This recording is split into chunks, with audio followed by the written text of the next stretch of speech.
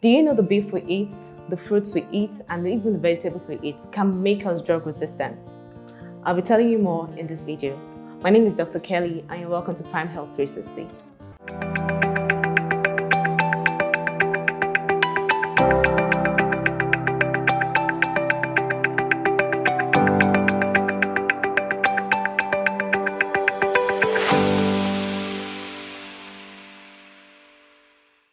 Before we begin, I would like to tell a little story. This story I'm going to be talking about is the story of Joe McKinney, and it happened in 1938. Joe McKinney was a married man, age 30, a basketballer, and a firearm officer. One day when he was off duty, he decided to clean the firearm office. As he was cleaning the place, cleaning the nozzles, cleaning the brass, a heavy metal fell on his shoulder. He didn't see it as a big deal. He went back home. But later that night, he discovered that play area was really hurting. The pain became so much, he told his wife about it, but there was nothing they could do, so they just started nursing the pain. After 2 days, the pain worsened, and the wife had to rush him to the hospital. When they got to the hospital, the doctors and nurses, they treated him and they came up with the diagnosis, and they called it blood poisoning. At that time, antibiotics were not produced yet and it didn't exist. So they tagged the illness blood poisoning and they couldn't do anything. They watched him become very sick, and after days, he fell into a coma and he died. This is the story of Joe McKinney. 3 years after that incident occurred, antibiotics was produced and it was called the miracle drugs because it brought a solution to the death sentence of infection.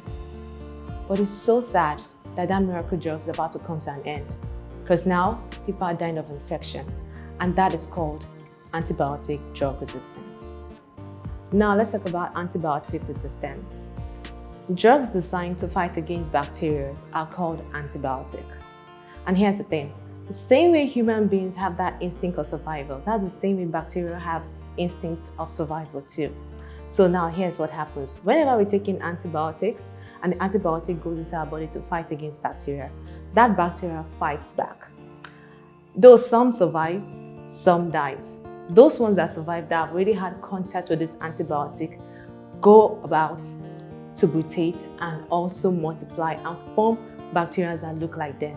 This mechanism is called resistant mechanism of the bacteria. This doesn't happen overnight. This happens gradually during a long period of time. And the number one cause of antibiotic drug resistance is misuse of over-the-counter drugs. Over-the-counter drugs are drugs we buy from the pharmacy without a doctor's prescription.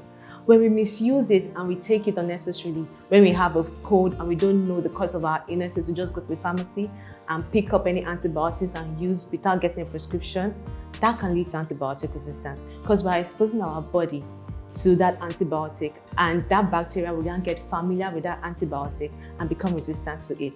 So when next we take that antibiotic, we'll be surprised it will not work for us, and that's because we have misused it over a period of time, and now our body is now resistant to it.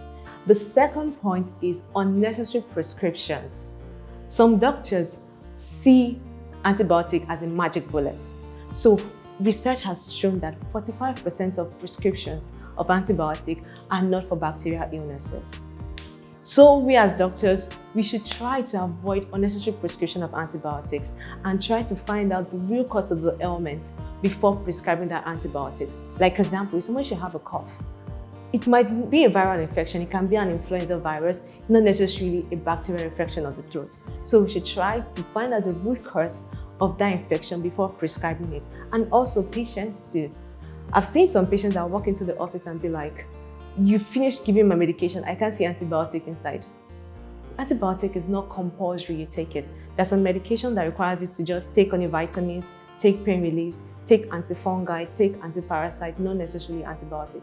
So we as doctors, we have a part to play by making sure that before we prescribe antibiotics, we are sure that that is a bacterial illness. And patients too, if a doctor doesn't give you antibiotics, don't be bothered. Start your treatment plan and do further investigations if you're not satisfied. The third on our list would be fattening of animals. Do you know that some herdsmen give antibiotics to their cows or their goats to make them blossom and become fat? Yes, they do.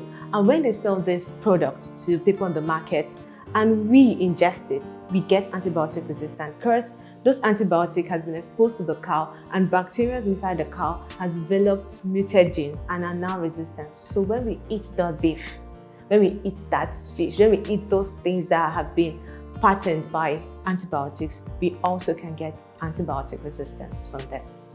The fourth on our list would be antibiotics used in fruits. Now, do you know that some farmers put antibiotics in their farm produce to prevent it from getting infected? Yes, and when we then ingest this farm produce that has antibiotics in them, we can also develop antibiotic resistance. Now we've talked about the curses, let's then talk about disadvantage. You might think that, oh, we don't need antibiotics, but we do. Just imagine that small cut you have in your hand, or that razor blade or a knife that cuts in the kitchen can automatically become a death sentence because of antibiotic resistance. Do you know that? The first disadvantage would be there will be no more surgical procedures. Every time you do a surgical procedure, you expose yourself to getting bacterial infection. That is why after any surgical procedure at all, the doctor is advised to place you on antibiotics. So if we develop antibiotic resistance, it will be difficult for us to have any surgery. Just take, for instance, cesarean section procedure, appendectomy, removing of a cyst, a mass in the body will be difficult to do or won't even be done at all because of the risks of infection and antibiotic resistance, making it difficult for us to survive through any illnesses that we have after that surgical procedure. Now, the second point would be no more childbirth. Anytime a woman should give birth, she's exposing herself to infection. And every woman after giving birth, the doctor places her on antibiotics. So imagine, childbirth now is a death sentence because you cannot take antibiotics because your body is already resistant to it. So that's the second advantage of antibiotic resistance. The third disadvantage would be premature babies. Premature babies are very fragile and they have very low immunity, so they are exposed to infections. Hence, they are given antibiotics to help them to grow and mature to term.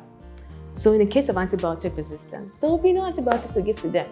And then being premature will not become a death sentence again. Also, the small injuries that I said again, like the cutting of yourself while peeling an orange, or your small child falling down from a bicycle, or just anything random happening to you can automatically become a death sentence because of antibiotic resistance. Those things exposes your skin to infection, which needs to be treated with antibiotic. So if you have antibiotic resistance, you won't be able to get treatment. You won't be able to take something that would cure you from that bacterial infection. That is why you need to take antibiotic resistance. Very, very important. And ahead to the four things I said, let us avoid misuse of over-the-counter prescriptions. Secondly, let us be sure of our ailments before we take antibiotics. Thirdly, we should watch where we get our fruits and animal produce from. Let us be sure that we're getting it from the right sources, which are not going against the health standard or the nutrition standard of the normal farm produce. I can't keep going on and on about disadvantages, curses, without telling us what to do to stay safe. Now, the first thing we can do is immunization. We have some other several vaccines that we can take to prevent us from getting this infection. So let's adhere to that and take those vaccines. The second on that list, I can't say it enough, is avoid misuse of over-the-counter prescription. Always get a doctor's prescription before you go and take any antibiotics, or even if you want to take any antibiotics, make sure and be very, very sure that it's a bacterial ailment before you take that antibiotic. The third on that list would be follow your prescription. Follow your prescription. Whenever a doctor should tell you to take this medication 3 times daily, take it 3 times daily for 3 days. Yes, you take this medication 3 times daily for 3 days. Make sure you stick to that prescription. Why we say that you should take this medication 3 times daily for 3 days? Here's why. If you take the first dose, it's in your body. If you take the second dose, it increases the drugs in your body. So now, that period where the antigen or the virus or the bacteria is getting resistant, the antibiotic would come again and be increased in the system, preventing that bacteria from surviving. thereby preventing antibiotic resistance. That's why we tell you, take this dose, take it 3 times daily. So the more you take the antibiotic, the more you increase the antibiotic in your system, the more you give the antibiotic power to fight against that bacteria and prevent it from surviving, not to talk more of replicating and becoming a muted gene. The other point would be, know your ailments. Know your ailment. If it's a bacterial ailment, take antibiotic. If it's a fungal ailment, take antifungal. If it's a parasitic ailment, take antiparasitic drugs for it. Know your ailments before taking any medication. Another thing is, government should look into agricultural produce and make sure that these farmers, these herdsmen are following the agricultural guidelines for safety, so that we don't end up getting antibacterial resistance from the food we consume. The last point is for the government to provide us with various antibiotics. Let the government increase antibiotic research so we can have lots of antibiotics to choose from. If you continue taking ampiclox every single time and there's no other antibiotic for us to take, our body might as well just get resistant to it. But if research has been done and we have lots of antibiotics to choose from, then we will not have antibiotic resistance. Because if you notice that we're resistant to antibiotics A, you can get antibiotics D, B, C, D, like that. Alexander Fleming once said, "A thoughtless man playing with antibiotic treatment is responsible for the death of an individual who gets infected with antibiotic resistance." So let's be wise, let's adhere to our prescriptions, let's have proper hygiene, let's check the produce we consume, and let's live a healthy life. Don't forget to subscribe to our YouTube channel and hit the notification bell so you'll be notified whenever we upload a new video. Follow us on our social media platform and do visit our website www.primebusiness.africa.